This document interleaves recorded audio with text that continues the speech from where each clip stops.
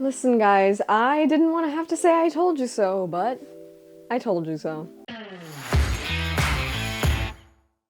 Hi y'all, SnarkyJay cosplay here.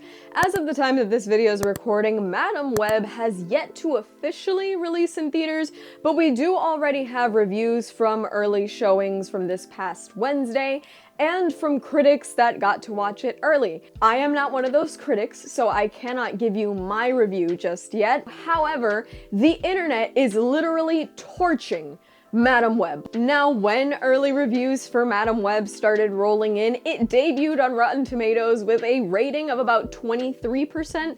However, after a couple more days of reviews, it's already down to a 15% on Rotten Tomatoes. To get 15% out of 100, one of two things needs to happen. You either need to be trying to be absolutely terrible, or you need to be me failing advanced calculus in 11th grade. And look, I've already made videos about the fact that I thought this movie was gonna bomb, right? Because we've already seen Dakota Johnson in the press stuff for this film literally throwing it under the bus. Do I need to remind you of the video where we talked about the fact that she said, "I don't know if this is going to be good"? If that isn't preemptive damage control for a movie that you already know is going to be I don't know what is. So Dakota Johnson came right out of the gate saying she didn't know if the movie was going to be good, and obviously it isn't. I started looking through early reviews, right? Because part of me was like, you know, I don't have a whole lot going on, right? I spend a lot of time sitting at home with my dog, so maybe let's throw 20 bucks into the wind. Let's go watch a movie and get a popcorn and see what's up with Madam Web. And then after I did my own research, I realized that I would literally be throwing $20 away and probably wishing I was dead the entire time I was in the theater. The New York Times came out and called the movie absurd and even said that Dakota Johnson seems like she's just sort of floating through the film, like she's really not trying to sell the nonsense that she got cast in, which is really promising when we talk about the star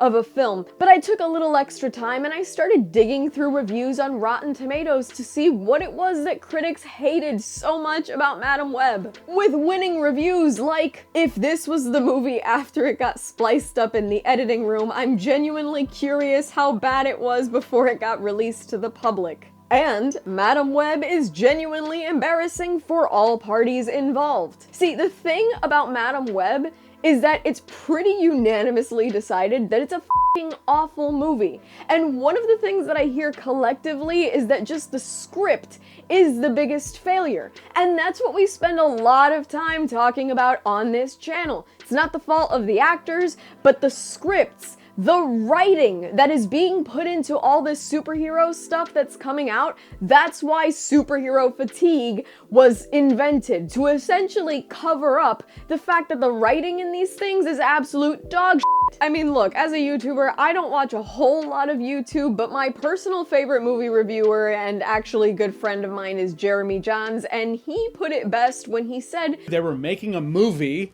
in which you could make the call being it. When a movie can be described as having as much effort as it, I mean, come on guys, this is just not it, right? Like, we're not gonna keep paying for this. We have to find other ways to watch it if we want to watch it. And one of the things that I hear consistently is that this film is so bad it doesn't feel like it was released in the time that it was released in now. Like, somebody actually called it a love letter to terrible superhero movies, and this review really struck me. Madam Web is a tangled web, very clever, of disappointment and frustration. It is a soulless cash grab that echoes memories of Catwoman, Daredevil, and Elektra as not just one of the worst films within the genre, but the bottom of the barrel in the Sonyverse. Let's unpack that. Does anybody remember how f***ing awful that Halle Berry Catwoman movie was? I mean, I love Catwoman, and I don't even dignify that with acknowledging its existence. I'm doing it now for the purpose of this video. But I mean, Daredevil with Ben Affleck, Elektra with Jennifer Garner, these are historically f***ing awful superhero movies, and notice that we don't really spend a lot of time comparing movies to those anymore. When we want to compare a new superhero movie to a bad superhero movie, we might talk about like a Thor the Dark World or maybe even a Suicide Squad, because These are in different leagues. These early 2000s superhero movies were a different level of bad. And Madam Web is so offensive to reviewers that we are literally jumping back like 20 years of cinema to make comparisons as to how terrible it really is. And if that still makes you want to pay 20 bucks just to see a little bit of Sydney Sweeney, my friend, we've got more issues to unpack here. There's a lot to unpack. Look, I always say that I take no pleasure in making fun of bad MCU movies, but I do take pleasure in making fun of shitty Sony movies, because somehow Sony has elected to continue making Spider-Man villain movies without Spider-Man, and they're going to continue to fail.